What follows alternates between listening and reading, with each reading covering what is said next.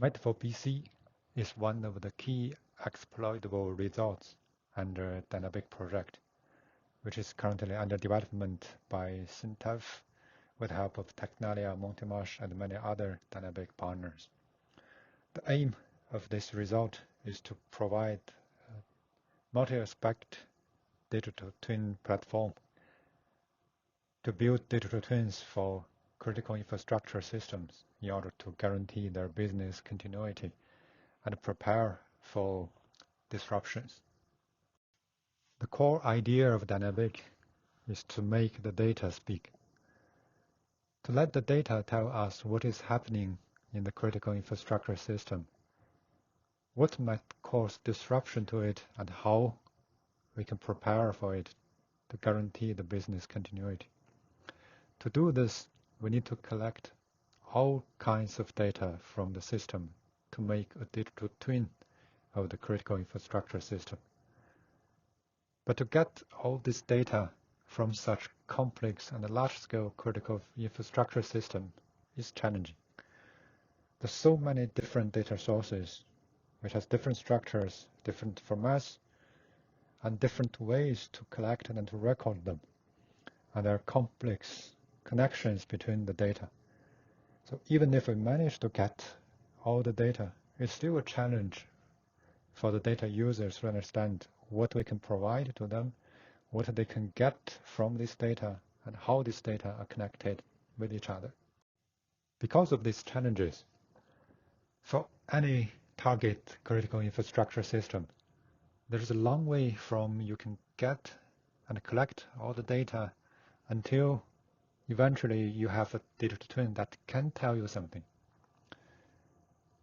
There's a long design and development work which really costs a lot. You need experts to understand what are the data sources, what they mean to the business continuity, what are the potential data analysis models, and how they're connected with each other. And in the end, you need a lot of development work to make them interoperate with each other to eventually create a multi-aspect digital twin.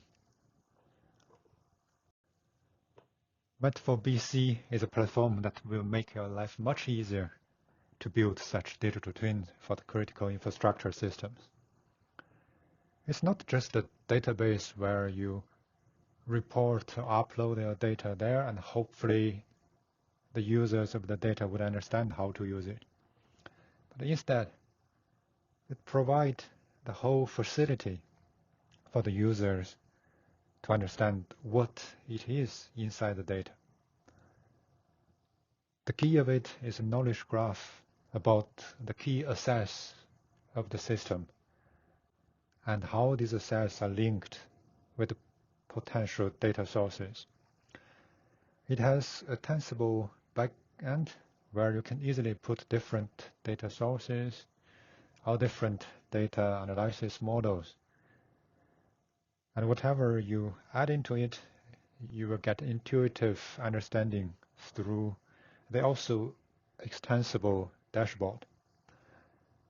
And to make it even more user-friendly, if there's anything you wonder about the data, whether you want to know what you can get from the data, or you want to know how the data are connected with each other, you can simply talk to MADT4BC in natural language. It will guide you through the data sources and link with each other, and it will even help you generate the code to analyze the data and provide the preview directly on the dashboard. There is a big market potential for such kind of digital twin platforms. Even though the market of building digital twins is still at its beginning. But just look at how much attention it has got in the research and innovation area. It's fair to expect that there will be a huge requirement for digital twin solutions in all different sectors and all types of critical infrastructure systems. And the extensibility of MADT4BC means that it's virtually can be applied to all these different sectors. And MADT4BC has its unique position in this market because of its innovative technical features. We use knowledge graph to connect the data together and to connect them with complex access from the critical infrastructure systems. We have the seamless integration of different types of databases, making it possible to support not only historical data, but also time series real-time data. Its container infrastructure in the backend, together with its APIs, makes it easy to integrate third-party data sources and data analysis models. And on top of this, we also have a fully customizable dashboard, which makes sure that new data sources and new data analysis models will be intuitive to see from the graphical interface. And last but not the least, we have experimental support of multi-agent based system using large language models in order to help and guide users in understand what they can get from the data, and even to directly generate data analysis code for the existing data sources. Let's explore MADT4BC in this short demo. Once installed, you can open the browser and find the main dashboard at localhost 3000. At the beginning, you should provide the knowledge graph inside localhost 7474. This is a cipher file and should be customized to represent your use case assets, as in this example. The dashboard itself provides different cards, enabling multiple functionalities, and can be further customized. On the right side, we can see the knowledge graph. The nodes can store data or even provide further analysis, going beyond the functionality of a traditional digital twin. Specialized cards are activated by clicking on the corresponding nodes in the knowledge graph. By clicking on attachment nodes, we are able to attach different artifacts such as images and web pages. For data source nodes, we are able to send REST requests to endpoints if specified, and we even have the ability to map assets if coordinates are given. For real-time nodes, we are able to download time series data stored into the InfluxDB database within a certain time frame and download it locally. For static data nodes, we are able to locally download the last modified object stored in Minio. Note that both InfluxDB and Minio can be accessed and populated through APIs.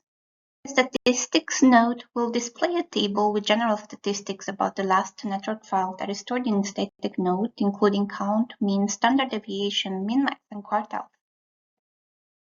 The analytics node will help solve a task by providing a natural language question about the file stored in static data. It utilizes a large language model without accessing the data itself, but by generating the code and executing it. So here are some examples about the number of messages in the pickup files, such as counting the number of messages sent from each IP address, and so on. Sometimes the answer produced by the large language model might be difficult to examine because of its size or structural complexity. This is where the count node can come in handy, because count displays the answers generated by the analytics node in a more user-friendly manner. It produces bar charts and chord charts as exemplified.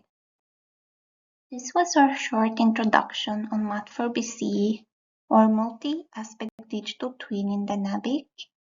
Thank you so much for following along, and make sure to follow us for more.